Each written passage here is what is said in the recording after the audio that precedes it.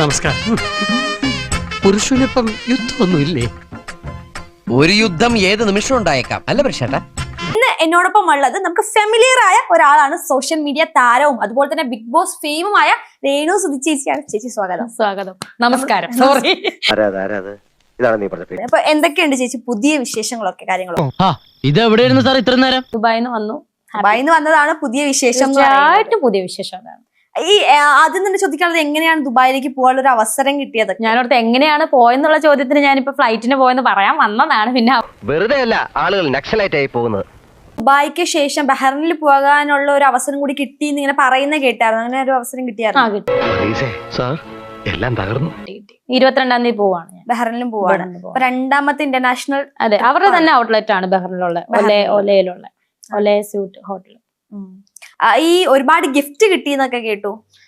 കിട്ടി. കാരണം നമ്മുടെ മലയാളി പ്രേക്ഷകര് ഒരുപാട് പേര്, പ്രവാസികളായിട്ടുള്ള മലയാളി പ്രേക്ഷകർ ഇഷ്ടം പോലെ എന്നെ കാണാൻ ദുബായിൽ തന്നെ, എന്താ പറയാ, ഷാർജയിൽ വന്നു, അതുപോലെ ഒമാനിൽ നിന്നൊക്കെ വന്നു ഫാമിലി ആയിട്ട് എന്നെ കാണാൻ വേണ്ടിട്ട്.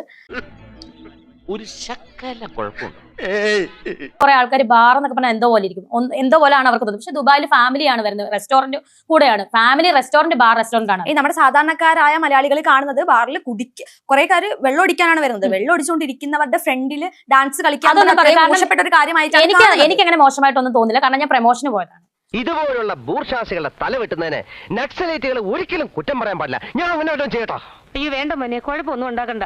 ഒരു സെലിബ്രിറ്റി അല്ലെങ്കിൽ ഒരു ആർട്ടിസ്റ്റ് ആയതുകൊണ്ടാണ് അവരെന്നെ വിളിച്ചത്, അല്ലെ? ചുമ്മാ ഇതാണ്, പ്രൊമോഷന് പോയ ഒരാള്, ഗസ്റ്റ് ആയിട്ട് പോയ ഒരാള് എന്തിന് കള്ളു കുടിച്ച് ഡാൻസ് കളിച്ചു? കള്ളു കുടിക്കുന്നവര് കണ്ടായിരുന്നോ?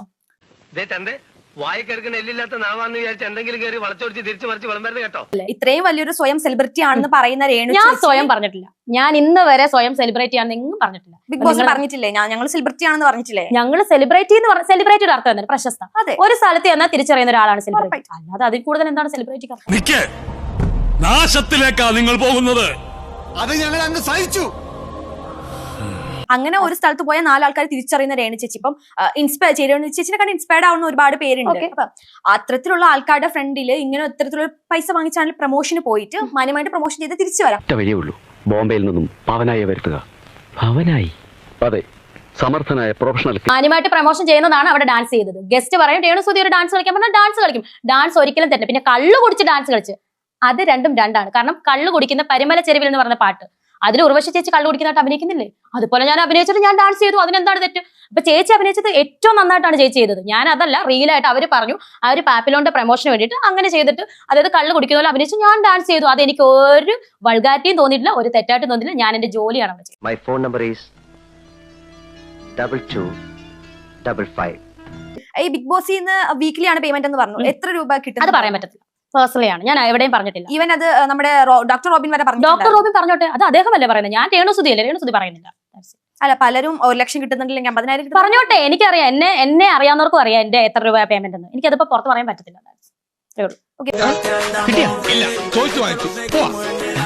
അതിനുശേഷം വൈറലാവുന്നത് ഒരു അറബിയുമായിട്ടുള്ള ഫോട്ടോ ആയിരുന്നു.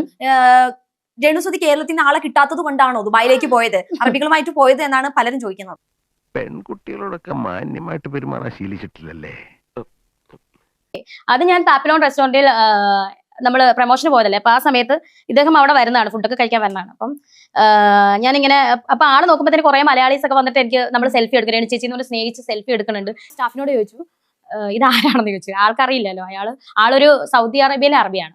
അപ്പൊ പറഞ്ഞു ഇന്ന പോലെ രേണു സുധി എന്ന പേര്, സെലിബ്രേറ്റ് ചെയ്യാം, മലയാളം സെലിബ്രേറ്റ് ചെയ്യാന്നൊക്കെ ഇങ്ങനെ പറഞ്ഞു കൊടുത്തു. ഞാനും കൂടെ ഒരു ഫോട്ടോ എടുത്തിട്ടെന്ന് പറഞ്ഞു. ഫോട്ടോ എടുത്തു. ഒരു നിമിഷത്തെ അശ്രദ്ധ ജീവിതം നായി നക്കി സാറേ. വലിയ വില കൊടുക്കേണ്ടി വന്നു. എനിക്ക് അവരുടെ ഫോണിലാണ് ഫോട്ടോ എടുത്ത് അയച്ചു കൊടുത്തു. എന്തായാലും ഞാൻ അത് സോഷ്യൽ മീഡിയയിൽ എന്തായാലും ഇട്ടു. അതാണ് സംഭവിച്ചത്. പിന്നെ അറബി കയറി വൈറലായി, പുതിയ ജീവിതം തുടങ്ങി എന്നൊക്കെ. കമന്റ്സ് ഒന്നും ഞാൻ വായിച്ചില്ല, ചിലത് മാത്രം കണ്ടിട്ടുണ്ട്. അല്ലാതെ ഞാൻ ഒരെണ്ണം കണ്ടു, പുതിയ ജീവിതം തുടങ്ങി എന്നൊക്കെ. രേണു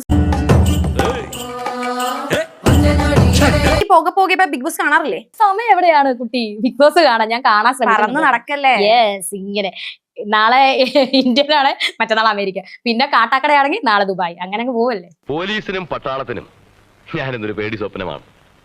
മറ്റേ പേനിന്റെ പ്രശ്നങ്ങളൊക്കെ മാറിയാണോ? പേനിന്റെ പ്രശ്നം, പേൻ എന്താണെന്ന് അറിയാലോ എല്ലാവർക്കും. എല്ലാ മലയാളീസ് എന്തായാലും ഇങ്ങനെ ചൊറിയല്ലേ പേൻ.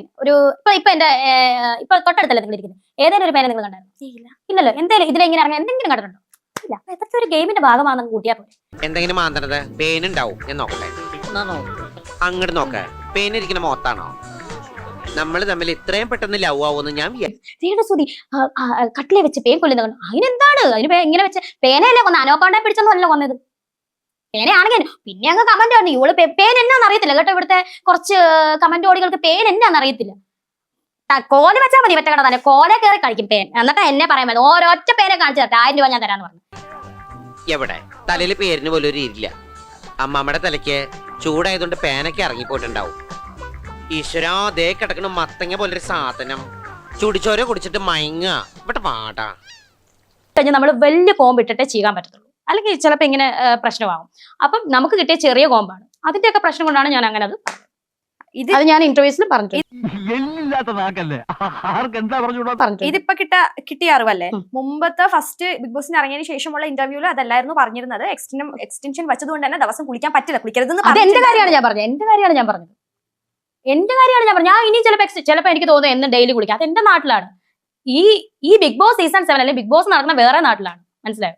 അത് എന്റെ പേഴ്സണൽ കാര്യമാണ്. കുളിക്കാൻ ഞാൻ ചിലപ്പോ ഞാൻ ഒരു 5 ദിവസം കുളിക്കാറുണ്ട്, അത് എന്റെ ഇഷ്ടമാണ്, എന്റെ കാര്യമാണ് ഞാൻ പറയുന്നത്. അതിലൊന്നും പറയരുത്, ഞാൻ കൂളി കഴിഞ്ഞ് ഇറങ്ങിയുള്ളൂ. തെറി കൊണ്ട് അഭിഷേകം ചെയ്യരുത്. ചേച്ചിന്റെ ഒരു റേഞ്ച് മാറിയതുപോലെ തോന്നില്ലേ? തീർച്ചയായിട്ടും തീർച്ചയായിട്ടും. ഇപ്പൊ പറയുന്ന പോലെ ട്രെയിൻ ജെസ്സി, ബസ്, തീർച്ചയായിട്ടും